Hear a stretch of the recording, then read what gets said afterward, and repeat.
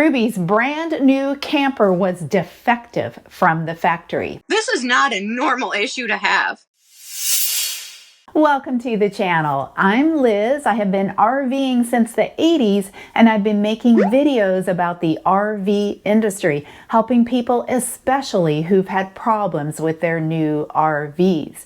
I make these videos because they work, and if you're a regular viewer, you know exactly that. In today's case, I reached out to the RV manufacturer, and I'll have their response later in the video. My family is myself, my husband, my 4-year-old son, and our dogs. In the fall of 2023, I purchased my first new camper. Prior to that, we always camped in a tent, but we were ready to get something much easier and more convenient. We've used it one time for one weekend trip. We went to Muskegon State Park, about 30 minutes from our home. Unfortunately, some pretty big defects in our camper. Everywhere the kitchen and the storage cabinets above the beds were hung at the factory, the wrong screws were used. Screws that are too long. All along the outside of my camper, there are these tiny little protrusion marks where the screws are starting to wiggle their way out the wall, and that all has to be fixed. I think I remember noticing some of the marks at the dealer when I inspected it, like before signing all my finance paperwork. And I swear I remember my sales guy just laughing and saying, "Oh, they're all like that." And me, I guess, just being naive and being a woman, I was just like, "Oh," and I just thought nothing of it. And then I remember when I got it home, my husband was upset and he said, "Look at these marks on the outside." And I mean, we're talking like the day I brought it home. He noticed it right away. He said, "You better have them look at those marks on the outside," because he said, "I'm pretty sure those are screws that are popping through," because he noticed they're all, in unison in a line along the top and then like along the bottom of the window frame. But I said, what's the big deal with that? I said, "That's just cosmetic. I really don't care." And he said, "No, Ruby," he said, "as you use it, those screws are going to wiggle through further and they're going to cause lots of leaks." And that's kind of when I started to realize that, we had a pretty big problem on our hands. Well, I want to stop right there and thank RV Mattress by Brooklyn Bedding for sponsoring this video. If you're shopping for an RV, if you're buying a new RV, you may not know this, but most RV mattresses brand new are like cardboard, so you'll want to upgrade your mattress. And of course, if you're buying used, well, you definitely want to replace that mattress as well. 2.5 years ago, I had back surgery, and while I was recovering, I decided to upgrade my mattress yet again. Through RV Mattress by Brooklyn Bedding, I learned I had been sleeping on the wrong kind of mattress. I had been sleeping on a firm mattress my whole adult life. Well, through them, I learned that I needed to be sleeping on a soft. So I got the Aurora Luxe mattress, and I've been sleeping on it now for 2 years. Let me tell you, I now wake up pain-free. I think that's absolutely awesome, especially since I've had back surgery. What I love about the mattress is like sleeping on a cloud. It even has a chill pad. So if I wake up hot, all I have to do is roll over, it's nice and cool, and I go right back to sleep. There's a 120-night sleep trial, there's a 10-year warranty, and free shipping. If you're on the road, absolutely they will send that mattress to you. Now, the mattress can be a little heavy. I had to have help getting it in the door and unrolling it, but it's fun to watch it puff up. And you can sleep on it that night. Their factory is in Arizona, so that means you'll get your mattress pretty quick. If you're interested in an RV mattress by Brooklyn Bedding, don't pay full price. I can get you 25% off.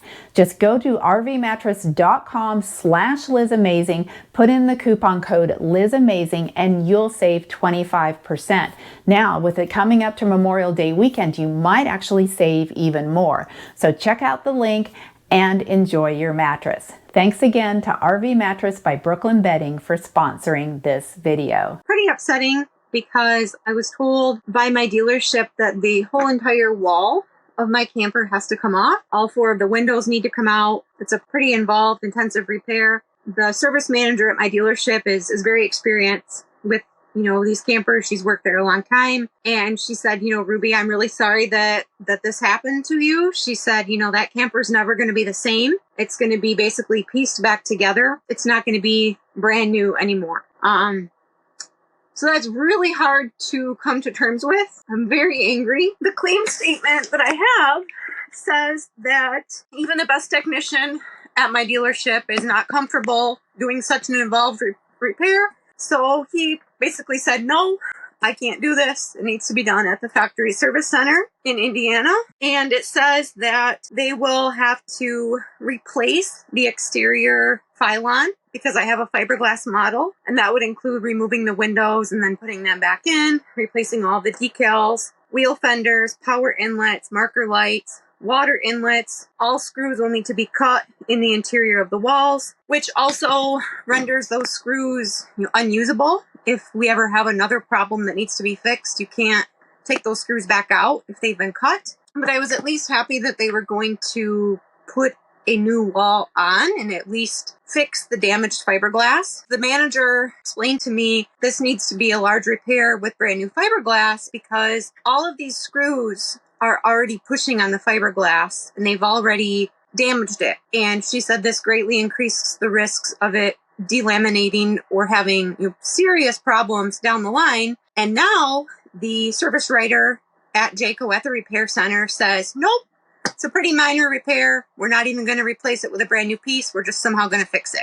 I've asked them, how in the world are you going to repair a piece of fiberglass that basically already has these little nipple-like protrusions all over the place in it? Haven't gotten an answer on that. Jayco still just says, hey, it's fixable. One thing with trying to show the damage, that's what's really hard because my camper is the fiberglass model, so it's like a real shiny white. You can feel them with your hand because you can almost feel like this bump under the surface. They're not poking through yet. Thankfully, I bet they will be by the end of the summer. I don't know if someone at their factory maybe had just started working there or somehow had the wrong screws in their pouch that day. Needless to say, I feel I got very, very screwed by whoever put screws in this camper that were too long. They're going to be able to fix it, they say, in late August. They're going to come get it from my dealership in Muskegon, Michigan, and then I'm supposed to pick it up down in Indiana in late September or early October. I think that's about a 3-hour drive. I will be due to have a baby at that exact same time.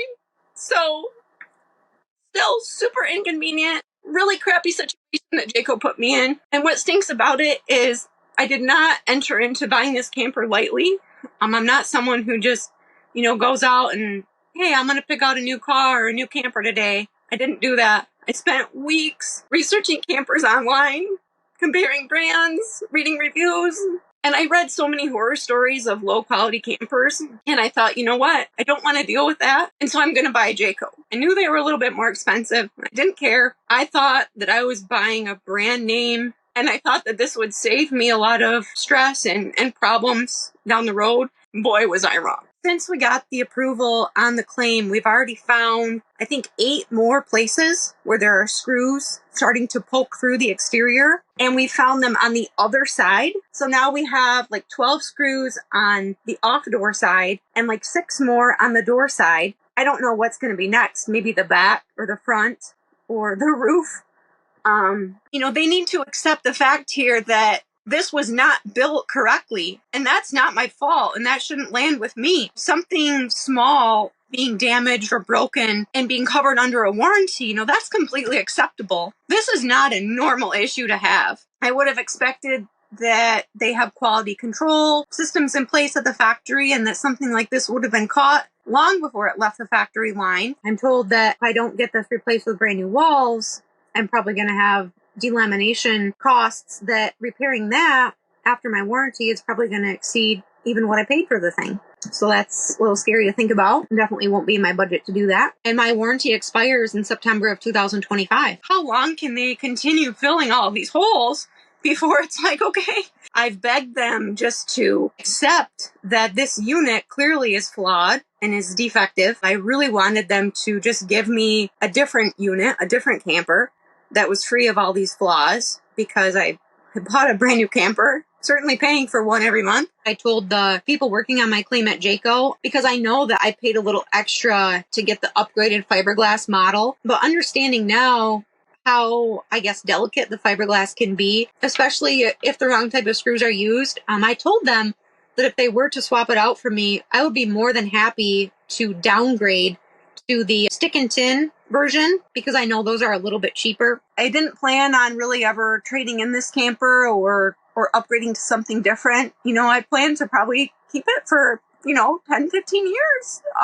I want them to give me a camper that's in new condition. I want them to replace it with a comparable unit that's not damaged. I just really feel that they need to do something to make this right. In the state of Michigan, where I'm in, there's a lemon law for automobiles, but RVs are explicitly excluded from that. Yeah, I could try and trade in or resell my camper, later on after it's repaired, but then I would have that on my conscience of passing such a problematic camper to another family. I don't want to do that to anybody because this stinks. I mean, buying a brand new camper was so exciting for me. I was so happy. And this is just not at all the outcome I'd expect, especially when we used it one time. We slept in it for 2 nights, 2 campfires. It's not like we've used it 100 times. It passed dealer inspection. I've looked at all those documents and they checked every box. I did not have it independently inspected. When I bought my first house, I had a home inspection, because my house was 75 years old. I didn't think that was necessary with a brand new camper that's never been used. You go to Best Buy and buy a brand new computer. Do you have it inspected? Of course not. And that was kind of why I bought a brand new camper. I felt I was preventing myself from having any type of catastrophic issue like this. I was wrong, big time. If I could go back, I wish that I would have had him go with me the day I picked it up, because he probably would have noticed those marks at the dealership and he would have stopped me from signing the paperwork. But I didn't even think to look for something like that. I wouldn't have known, to check for screw marks protruding on a camper. I hope that other people who see this video might understand that they get stuck with a really problematic camper that wasn't correctly assembled. You have very, very little recourse and you're just stuck. Well, since Ruby and I talked, her roof started leaking. So that definitely needs to be taken care of. I reached out to my contacts at Jayco, which by the way include Ken Walters, he's the president, Steve Claude, the VP of Customer Service. Steve is the one who agreed to do the buyback for Robert. If you missed that video from 2 weeks ago, I'll put a link over my head. And also I'm talking to Trey Miller, who's the VP of Marketing. So the response I got back was, first of all, they said they will do it sooner. They can escalate this, so that's good news. But then they say they will repair it to OEM standards. So that does not sound like they're going to put a new wall on. So what do you think Jayco should do? Should they patch it? I'm not a fiberglass expert. Maybe it is repairable. Should they put new walls on, but then maybe it won't be right? Or since it should never have left the factory the way it did, should Jayco just go ahead and give Ruby a new camper? Let me know in the comments. And if you found this video valuable, please like, subscribe, and share.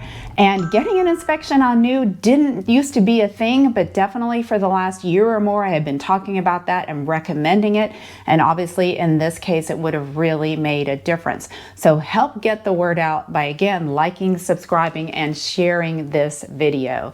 Thanks for watching and stay tuned.